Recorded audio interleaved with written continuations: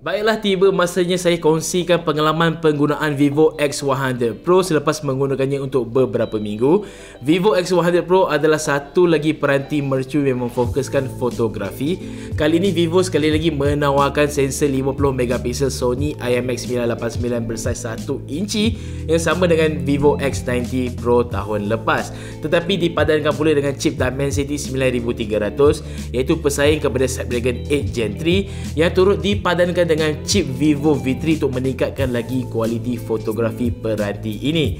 Anda bersama dengan saya Fahim Zah dan ini adalah video ulasan untuk Amans. Baiklah, tanpa membuang masa lagi, anda boleh lihat spesifikasi peranti ini berada di skrin sekarang.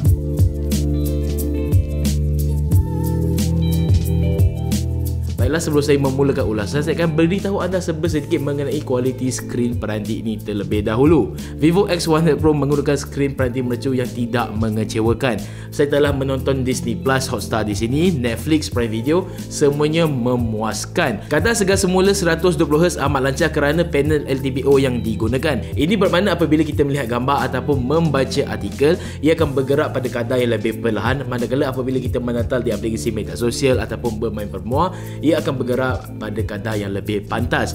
Ini amat membantu untuk tugasan harian saya dan juga penggunaan saya sepanjang beberapa minggu pertama ini. Netflix juga tiada masalah dengan HDR10 Plus kerana ini adalah Vivo X100 Pro, jadi ia akan memberi satu pengalaman yang memuaskan. Seterusnya adalah prestasi. Dimensity 9300 tidak mengecewakan. Skor penanda aras juga dilihat agak tinggi, tetapi masih tidak boleh bersaing dengan Snapdragon 8 Gen 3. Ia lebih kurang dengan Snapdragon 8 Gen 2 dengan peranti yang mempunyai memori 16GB RAM ataupun dengan peranti Snapdragon 8 Gen 3. Ramalan saya apabila menggunakan memori 8GB RAM. Tapi saya rasa setakat ni saya tidak melihat lagi mana-mana peranti di pasaran dengan 8 Gen 3 dengan 8GB RAM.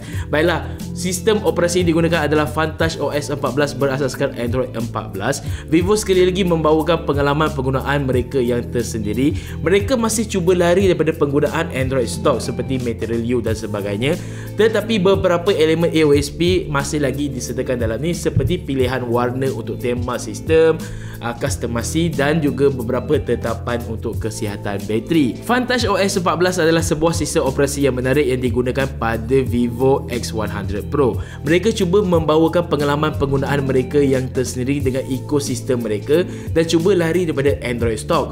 Walaupun begitu, banyak ciri-ciri Android stock tu masih lagi kelihatan seperti dari segi customasi tema warna untuk keseluruhan sistem, ciri customasi lain dan juga beberapa tetapan sistem.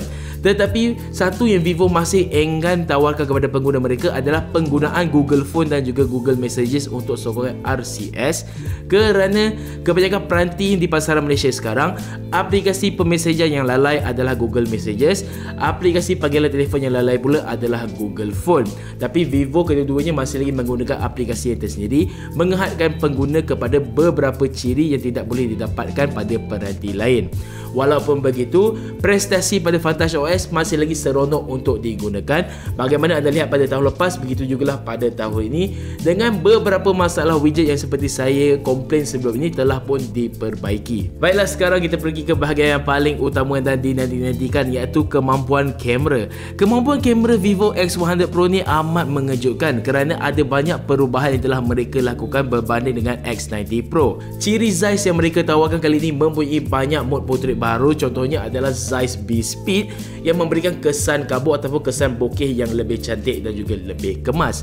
Bercakap mengenai kesan portrait, walaupun ada banyak efek yang menarik, tetapi kesan kabut Vivo pada mod portrait mereka masih lagi ada sedikit masalah tidak kemas. Saya harap isu ini boleh dibaiki dalam kemas kini akan datang. Vivo sekali lagi memfokuskan mod malam untuk Vivo X100 Pro yang mana adalah antara yang terbaik di pasaran. Anda boleh lihat sampel di sini. Ada beberapa waktu malam yang saya ambil gambarnya, ia menjadi hasil seperti di waktu siang ataupun sekurang-kurangnya menyisakan waktu senja.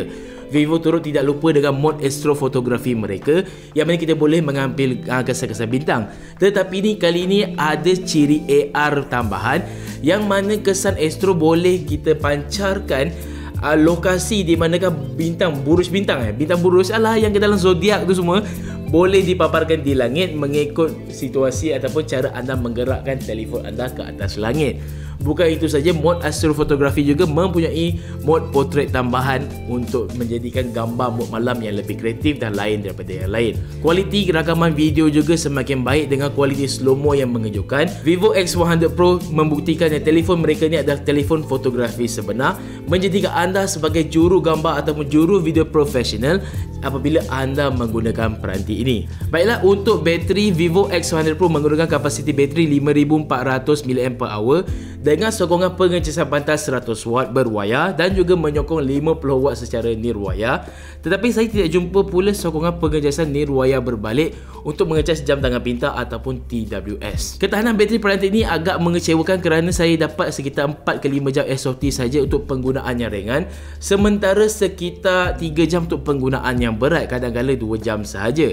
Ini adalah satu perkara yang mengecewakan dan saya tidak pasti adakah ini masalah pada Dimensity 9300 ataupun masalah pada perisian Vantage OS, sebab di dalam tetapan bateri ada banyak ciri-ciri untuk memastikan kesihatan bateri terjamin untuk jangka masa yang panjang. Baiklah, sebelum saya tamatkan video ulasan ni, saya akan cerita pula serba sedikit mengenai rekaan peranti.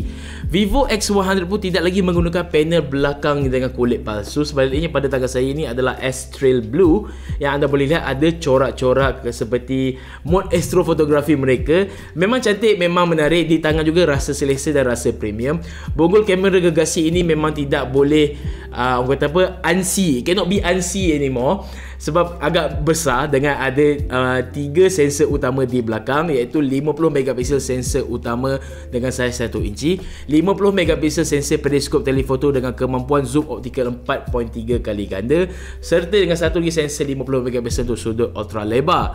Di skrin hadapan, Vivo masih gunakan rekaan skrin melengkung, yang mana kebanyakan pesaing sudah pun beralih kepada skrin yang rata.